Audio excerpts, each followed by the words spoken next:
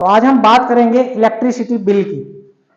हमारे घरों में जो बिजली कंज्यूम होती है कितनी होती है, आप खुद उसको मैनुअली कैलकुलेट कर सकते हो नोटबुक के ऊपर, या अपने कैलकुलेटर के जरिए आप कैलकुलेट कर सकते हो। आपने बिजली कम कम कंज्यूम करी है लेकिन बिल ज्यादा आ गया, ठीक है ना। आप उस चीज को, गांव के लोग हैं तो इनको तो पता नहीं है बिल कितना आना था, ज्यादा आएगा तो भी दे देंगे, तो कम आएगा तो भी दे देंगे। जो बंदा एक घर में 50 बल्ब जला रहा है, 50 बल्ब उसके घर में लगे हुए हैं, उसका बिल कम आ रहा है। जो गरीब बेचारा 10 बल्ब जला रहा है उसका बिल ज्यादा आ रहा है। ऐसा क्यों हो रहा है? क्योंकि जो बिल बन रहा है वो बिल जो आपका मीटर लगा हुआ है, इलेक्ट्रिक मीटर जो घर में लगा हुआ है, उसको देख के नहीं बनाया जा रहा है, ठीक है। आपके घर में आके कोई चेक नहीं करता कि मीटर कितना, मतलब मीटर पे कितनी रीडिंग है, समझ आ रहा है। क्योंकि मीटर के ऊपर जो रीडिंग होती है उसी को देख के बिल बनाया जाता है, ठीक है। वो भी बिल की मीटर को रीड नहीं करते कि हमने कितनी बिजली यूज करी है। तो उसका सोल्यूशन मैं बताता हूं आपको। आप अपने घर का बिजली का बिल कितना बना है आसानी से कैलकुलेट कर सकते हो। अगर मीटर में कोई खराबी है तब भी आपको पता चल जाएगा। अगर ज्यादा बिल बन रहा है मीटर में तो आप उस प्रॉब्लम को भी सॉल्व कर सकते हो, इससे समझ आ रहा है। तो अब मैटर ये करता है कि आपने घर में जो अप्लायंसेस, जो घर में आपने बल्ब लगाए हुए हैं, फ्रिज लगाया हुआ है, फैन लगाए हुए हैं, वो कितनी देर यूज करें, ठीक है। तो बहुत सिंपल सा तरीका है उसको कैलकुलेट करने का। तो आइए जरा देखते हैं। फर्स्ट ऑफ ऑल आपने घर में जो एप्लीकेशन यूज किए ना वो आपको पता होना चाहिए, ठीक है। आप कितने घंटे चला रहे हो, दिन में कितने घंटे उसको चला रहे हो, ठीक है। तो बिल जो बिजली का आता है वो मंथ के हिसाब से आता है ना, 30 दिन के हिसाब से आता है ना, ठीक है। तो आपको सबसे पहली चीज जो घर में आप यूज करते हो मोस्ट कॉमन वो है बल्ब, क्या? इलेक्ट्रिक बल्ब, है ना। इलेक्ट्रिक बल्ब या एलईडी बल्ब यूज होते हैं आजकल, है ना। तो सबसे पहला एप्लीकेशन आप जो घर में यूज करते हो एलईडी बल्ब, है ना।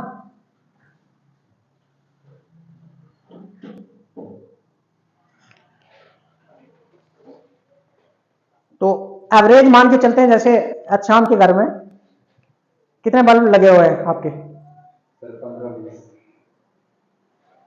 15 मान के चलते हैं ना। तो एलईडी बल्ब कितने लगे हुए हैं भाई आज शाम के घर में? 15। कितने? तो हर एक बल्ब कितने वाट का होता है? एलईडी बल्ब 9 वाट का। एलईडी बल्ब जो आजकल चले हुए हैं वो 9 वाट के होते हैं। कितने वाट के? तो 15 को मल्टीप्लाई कर देंगे 9 वाट से, इसे 15 को मल्टीप्लाई किया 9 वाट से, ठीक है। तो कितना आया भाई मल्टीप्लाई करके? 135, ठीक है। 135 वाट, ठीक है। तो 135 वाट आवर बिजली आपके से बल्ब यूज कर रहे हैं, ठीक है। अब आगे तो हम महीने का बिल निकालते हैं, महीने का बिल निकालते हैं ना। तो ये तो 1 घंटे में यूज करी ना वाट आवर, तो आपने दिन में कितने कितने घंटे यूज किया बल्ब? एवरेज 6 घंटे मान के चलते हैं, ठीक है। तो मल्टीप्लाई बाई 6 आवर्स। हमने बल्ब, सॉरी, हाँ, बल्ब 6 घंटे यूज किया तो 6 आवर्स को मल्टीप्लाई करो 135 से, कितना आया? 810 वाट आवर। ओके, हो गया। अब आपने एक मंथ में कितना यूज किया उसको किसे मल्टीप्लाई करेंगे? 30 से, क्योंकि जो इलेक्ट्रिसिटी बिल आता है वो 30 डेज के हिसाब से आता है, ठीक है। Multiply by 30 is equal to 24,300 watt hour, ठीक है। उसके बाद मोस्ट कॉमनली चीजें जो घर में यूज होती हैं अभी के टाइम में, फैन यूज होते हैं। तो 6 मान के चलो, ठीक है। तो हमारे पास 6 फैन है भाई, 6 फैन है। तो हर एक फैन कितनी वाट का होता है? 75 वाट का, ठीक है। 75 वाट का। तो कितना आया 6 से मल्टीप्लाई करके? 75 मल्टीप्लाई बाई 14 आवर्स। 14 आवर्स जो है फैन आपके चलते 6300 watt hour multiply by 30 days, कितना आएगा? OMG 1,89,000 watt hour. ठीक है, तो फैन ने जो पावर यूज करी वो कितनी है? 1,89,000 वाट आवर। ठीक है, अब और क्या यूज होता है हमारे घरों में? तो उसके बाद हमारे घरों में एक रेफ्रिजरेटर होता ही है भाई, रेफ्रिजरेटर। एक रेफ्रिजरेटर होता है हमारे घर में। ठीक है, तो रेफ्रिजरेटर होता है भाई कितने वाट का? 600 वाट का। अब एक ही यूज होता है हमारे घर में, तो हम एक से मल्टीप्लाई करेंगे तो 600 ही आएगा। ठीक है, तो कितने घंटे चलता है भाई? 10 आवर्स। 10 आवर्स चलते हैं। हमारा जो फ्रिज है वो 10 घंटे चलता है, तो कितना आएगा इसका? 6,000 watt hour multiply by 30 days. 30 से इसको मल्टीप्लाई किया तो कितना आया? 1,80,000 है वाट आवर। ठीक है, मशीन ही होती है।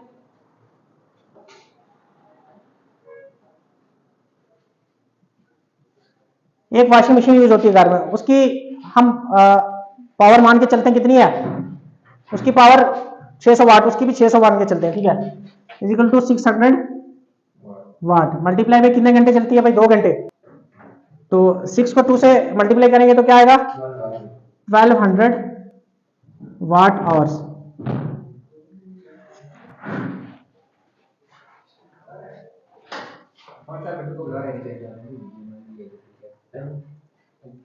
बैठना अंदर आना है कि बाहर जाना है? बाहर ही जाना, बच्चे पढ़ा रहे हैं अभी, मैं पढ़ा रहा हूँ इनको। थोड़ी देर रुको, थोड़ी देर बस, ये फाइनल लास्ट है। तो multiply by 30 days equal to 36 watt hour. Okay, तो अब हमने क्या करना है?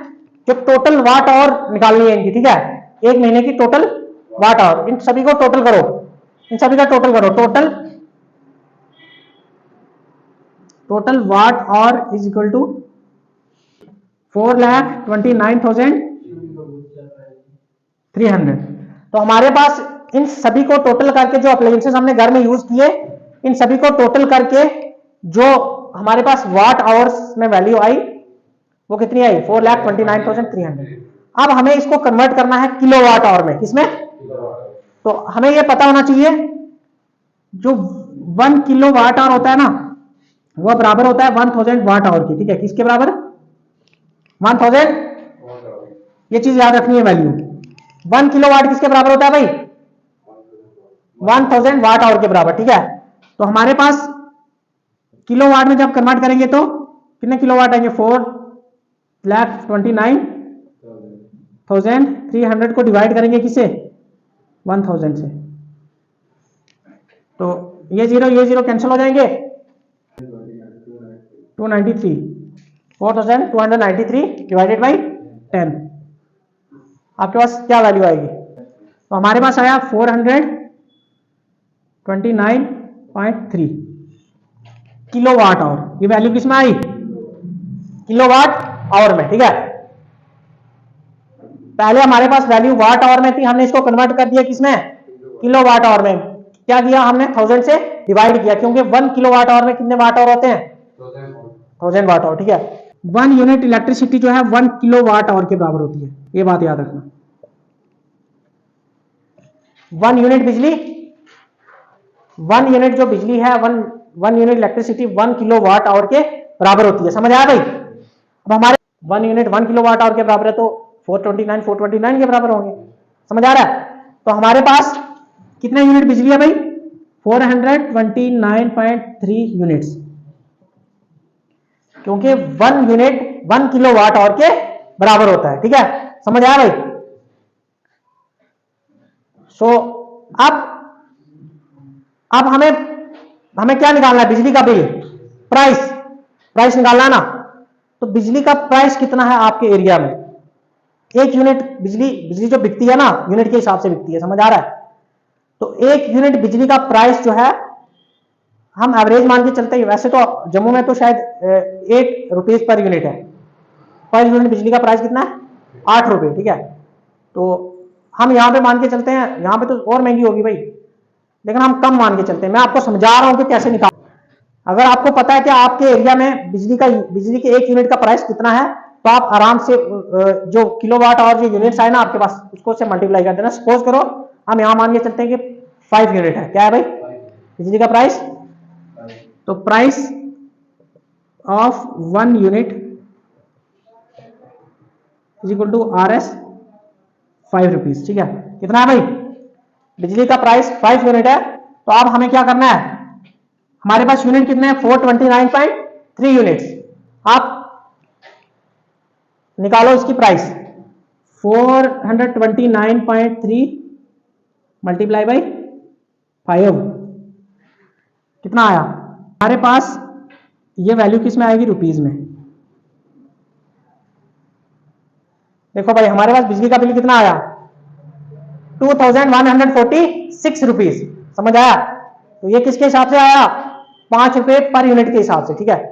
तो अगर आप इतनी बिजली यूज कर रहे हो तो आपके पास ये जो अप्लायंसेस आपने यूज करे ना घर में, अगर आप पर डे के हिसाब से या मंथ के हिसाब से इतने पावर यूज कर रहे हो तो आपके पास बिल बनेगा इतना, समझ आ रहा है 2146 रुपीज। तो ऐसे कैलकुलेट कर सकते हो आप अपने घर की जो इलेक्ट्रिक बिल है, इलेक्ट्रिसिटी बिल, आप उसको फिर मीटर के साथ भी कंपेयर करो, समझ आ रहा है। अब स्मार्ट मीटर जो चले हुए हैं ना उनको कोई यूज देख नहीं रहा भाई, बिल ऐसे ही बन के आ रहा है आपको पीछे से, तो आपको उसका फायदा क्या फिर स्मार्ट मीटर का, समझ आ रहा है। तो इसलिए स्मार्ट मीटर अगर लगा है तो उसको कंपेयर करो आपने जो बिजली यूज करी है, तो फिर देखो कि क्या मीटर में कहीं गड़बड़ तो नहीं है, समझ आ रहा है। तो इस तरीके से आप अपने घर में बिजली का बिल जो है वो बना सकते हो, ठीक है। Thank you.